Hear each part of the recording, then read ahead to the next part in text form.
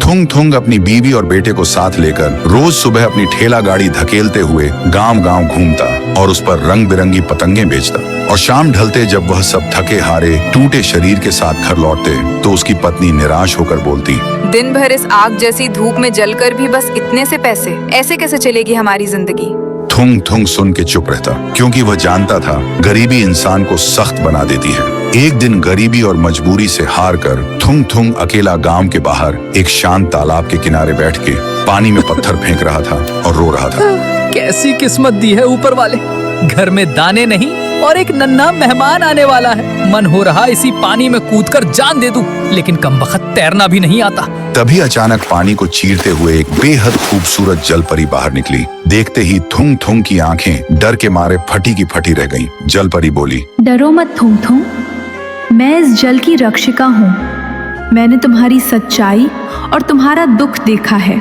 बोलते ही जलपरी ने अपने जादू से एक बांसुरी प्रकट की और थुंग थुंग को देते हुए बोली, ये लो, ये बांसुरी, सच्चे मन से बजाओगे तो धन मिलेगा, पर याद रखना लालच किया तो वो धुन अंधेरे में बदल जाएगी। इतना कहकर जलपरी पानी के नीचे चली गई। थुंग थुंग हैरानी से उस बांसुरी को घूरता रहा। फिर थुंग थुंग घर आया। बीवी ने बांसुरी देखकर गुस्से से कहा, खाने को दाने नहीं है और तुम ये खिलौना उठा लाए, और गुस्से से चली गई। फिर रात को जब सब सो गए, थुंग थुंग ने डरते डरते बांसुरी होंठों से लगाई। जैसे ही उसने एक मीठी शांत सी धुन छेड़ी, उसके सामने कुछ चांदी के सिक्के आ गए। थुंग थुंग हैरान रह गया। फिर उसने बस उतने ही सिक्के उठाए जितने से कल का खाना आ सके। तब से धीरे धीरे थुंग थुंग की जिंदगी सुधरने लगी थी। पुरानी ठेला गाड़ी छोड़कर उसने गांव में एक दुकान खोल ली, अपने बेटे को स्कूल भेजना शुरू किया और शाम को घर लौटते वक्त अपनी बीवी के लिए तोहफा लाता।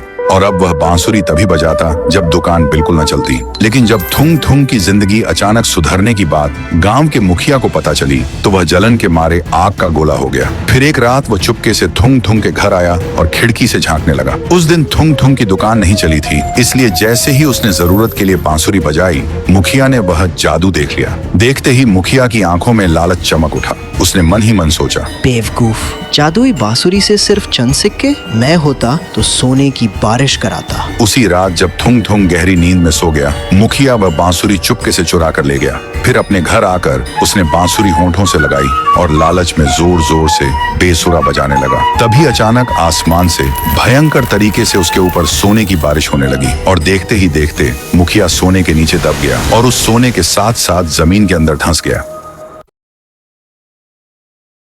आज का इस प्यारा सा ब्लॉग को करते हैं यहीं पे एंड। मैं सक्सेस हो गया तो फ्री फायर खेलने वालों के लिए टूर्नामेंट, और फ्री फायर नहीं खेलते हो तो टेंशन मत लो यारो, मैं नहीं लिख रहा हूं मेरे भाई, इसलिए मुझे सपोर्ट की जरूरत है। लाइक कमेंट शेयर सब्सक्राइब करके नोटिफिकेशन को हिला दो। मिलते हैं जल्दी, बाय बाय।